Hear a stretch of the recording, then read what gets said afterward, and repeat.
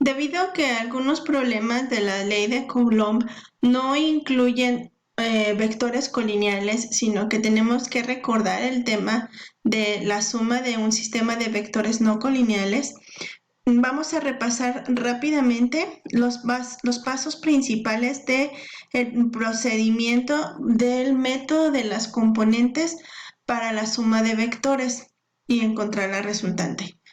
Primero debemos realizar la suma de las componentes en X. Recuerden que las componentes en X de un vector se calculan con la fórmula f de X es igual a f coseno del ángulo para cada una de las fuerzas y se realiza la sumatoria de cada una de estas componentes en X que encontramos. Después debemos realizar la suma de las componentes en Y. En este caso, la componente en Y se calcula con la fórmula f seno del ángulo para cada una de las fuerzas y realizamos nuevamente la sumatoria de las fuerzas en Y. Una vez encontrada la suma de las fuerzas en X y la suma de las fuerzas en Y, aplicamos la fórmula resultante es igual a la raíz cuadrada de la suma de fuerzas en X al cuadrado más la suma de fuerzas en Y al cuadrado para la resultante. Aplicar la fórmula de θ es igual a tangente a la menos 1 de la suma de fuerzas en Y entre la suma de fuerzas en X para encontrar el ángulo. Vamos entonces a resolver el ejemplo 23.2 del libro de Tippens del capítulo 23.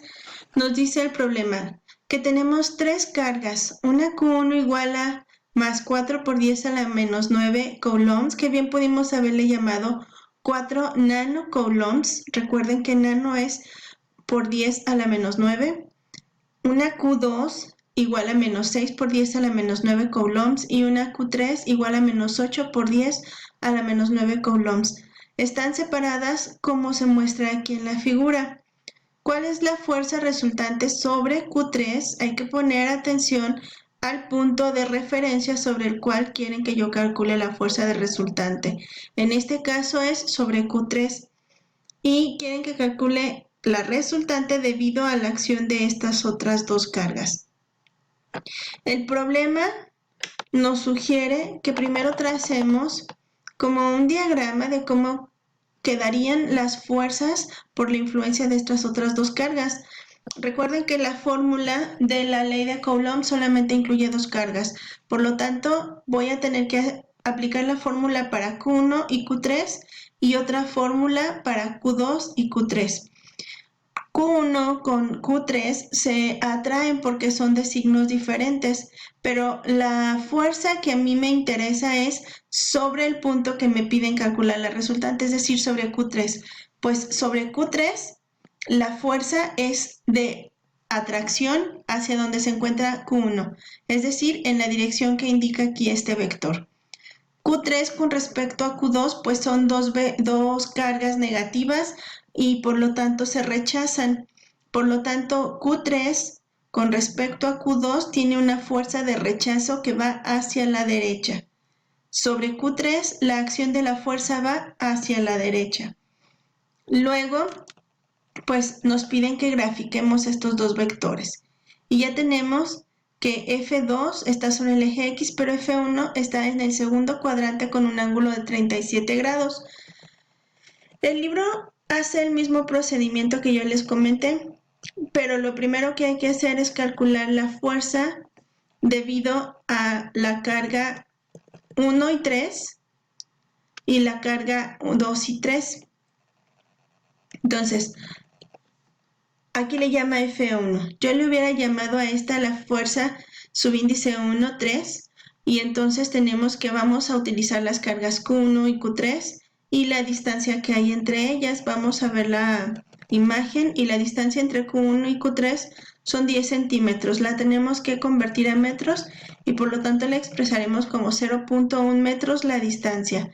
La constante de proporcionalidad 9 por 10 a la 9 newtons metros cuadrados sobre coulombs cuadrados por la carga Q1 que valía 4 por 10 a la menos 9 y la carga Q3 que valía 8. Aquí me lo expresaba Q1 4 por 10 a la menos 9, Q3 menos 8, pero recuerden que al sustituir en la fórmula tomamos solo el valor absoluto, no le vamos a poner signos. Entre la distancia que eran 10 centímetros la convertí a metros. Con esto ya puedo yo sustituir en la calculadora para encontrar el resultado y obtenemos que el resultado es 2.88 por 10 a la menos 5 newtons. Si yo muevo un lugar el punto, voy a tener que quedan 28.8 por 10 a la menos 6. Y es por eso que el resultado también lo expresa como micro. 28.8 micro, que significa por 10 a la menos 6 newtons. Y dice que quedaría 37 grados, es decir, aquí la misma dirección que tenía originalmente. Aquí todavía no hacemos ninguna modificación.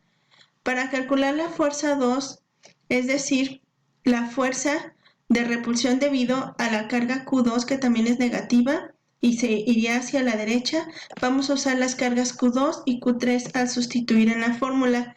La constante ya la conocen, la escribimos, la carga Q2 era de menos 6 por 10 a la menos 9, no tomo en cuenta el signo, y la carga Q1 más 4. Perdón, la carga Q3 o menos 8, donde yo no voy a tomar en cuenta el signo y solo voy a poner 8 por 10 a la menos 9. La distancia que hay la vemos aquí en la figura entre Q2 y Q3, 8 centímetros. Por lo tanto, convertido a metros nos queda como 0.08 metros. Esto al cuadrado. Tengan cuidado porque si se les olvida el cuadrado ya no nos sale el resultado. Sustituyen en su calculadora y encuentran el resultado. Debe ser 6.75 por 10 a la menos 5 newtons. Nuevamente, si muevo a un lugar el punto, el resultado queda expresado como 67.5 micro, porque micro significa por 10 a la menos 6 hacia el este, es decir, hacia la derecha. Con todo esto, lo único que encontré fue la fuerza F1 y F2. Ahora lo que se espera que yo encuentre es la resultante de ambas. Nos vamos a seguir el procedimiento que les mencioné aquí. Lo primero que hay que hacer es la suma de las componentes en X de nuestros vectores F1 y F2. Entonces, aquí el libro sugiere hacer una tabla. Yo tengo otro método, pero vamos a analizar ahorita el que nos sugiere el libro.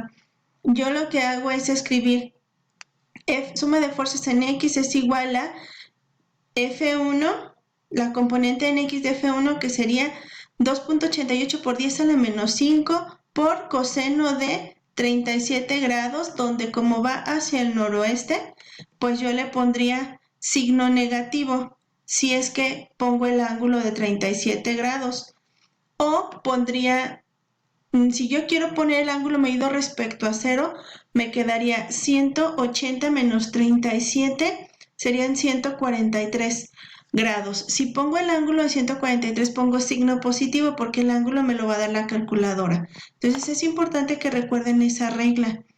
Las consideraciones para determinar el ángulo en una suma de vectores es si el ángulo se mide respecto a 0, como en este caso que yo consideré el ángulo de 147, entonces la calculadora me va a dar el signo, porque si yo pongo el valor en la calculadora de coseno de 143, entonces voy a obtener un resultado de signo negativo y por lo tanto al momento de realizar yo la suma tengo que ponerle el más.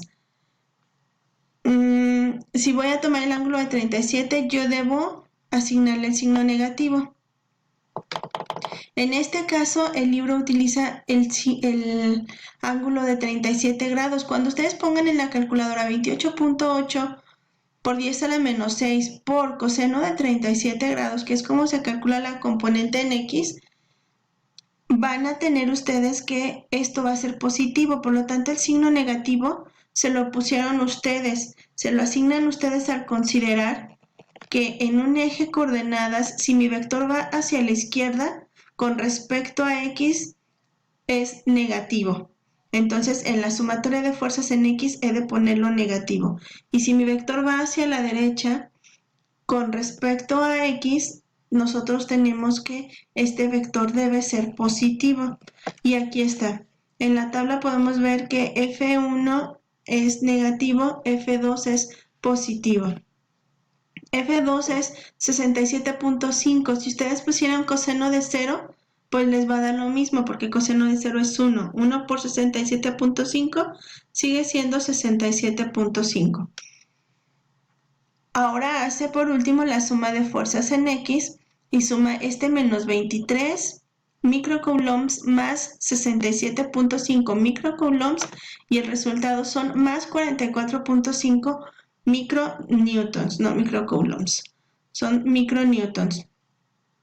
Y acá tenemos entonces que para las componentes en Y, nuevamente, se calcula la componente en Y para cada uno de los vectores, 28.8, que seguiría, es el paso que sigue en este procedimiento, realizar la suma de las componentes en Y.